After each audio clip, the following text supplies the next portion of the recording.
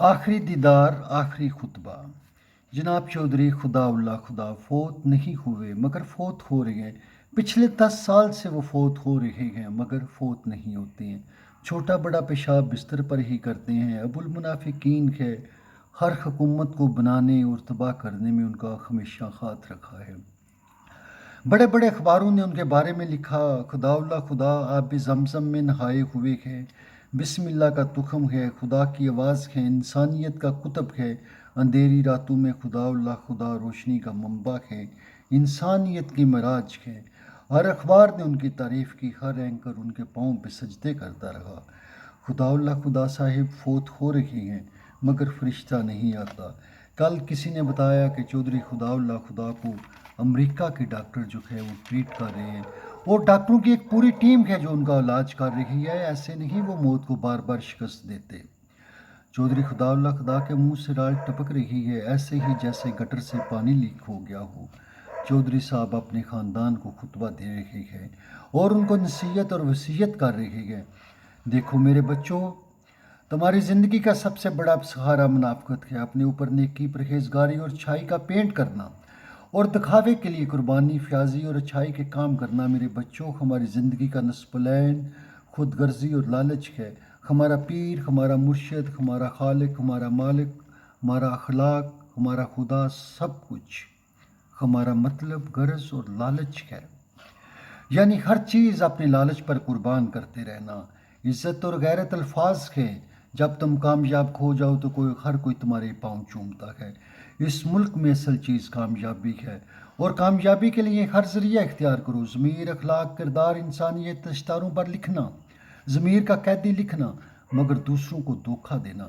تمہاری زندگی میں کمینگی، لالچ اور خود غرضی کوٹ کوٹ کر بھری ہونی چاہیے۔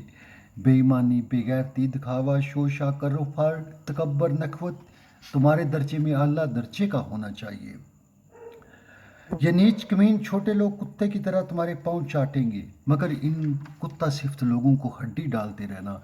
میرے بیٹو، آپ کا والد اس ملک کا خداوند رہا۔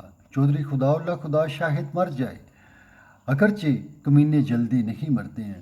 ہماری ہڈی بھی کتا ہڈی ہے، جیسے تمہارے دادا کی تھی۔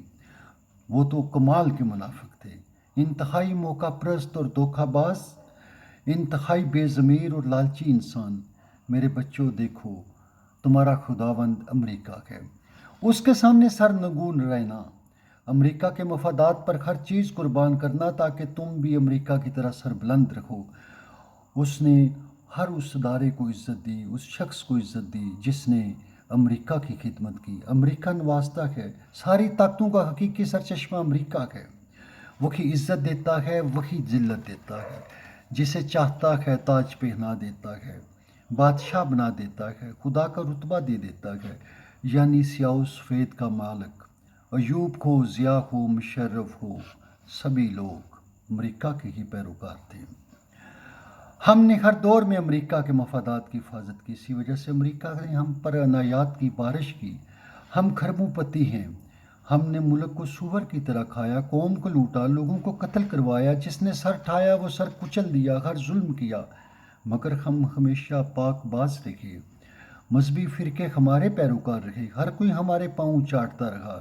یہ سب خداوند امریکہ کا کرم ہے کہ بات اب تک بنی ہوئی ہے۔ میرے بچوں، تم نے میری جگہ لینی ہے، یعنی تم نے MNA اور MPA کی سیٹوں پہ الیکشن لڑنا ہے۔ ہر ظلم کو روا رکھنا، سارا شہر قتل ہو جائے کوئی پرواہ نہیں، مگر اپنی سیٹ نہ ہارنا، سیٹ سب سے قیمتی ہے۔ یہ گورنمنٹ، یہ DC، یہ IG، یہ پولیس، انتظامیہ، یہ سب کچھ تمہاری خدمت کے لیے ہے۔ تمہارے اور ان کے بیچ میں اتنا ہی فرق ہے جیسے خدا اور مخلوق کے بیچ میں ہوتا ہے، اور ان کو حقیر اور ذلیل سمجھنا اور ان سے خدمت لینا۔ حقیقت میں ہم سب کا مطمع نظر تو لوٹ مار اور کرپشن ہے، کرپشن کے کاموں میں ایک دوسرے کی معاونت کرنا تاکہ اپنی بنیادی زندگی کے مقصد سے دور نہ ہو جاؤ۔ ملک و قوم کو لوٹتے رہنا اور اخبار والوں کو کچھ کھلاتے رہنا، اس طرح تمہاری عزت بنی رہے گی۔ میرے بیٹوں، میری باتوں کو غور سے سننا اور ان پہ عمل کرنا۔ بہت شکریہ۔ It will continue.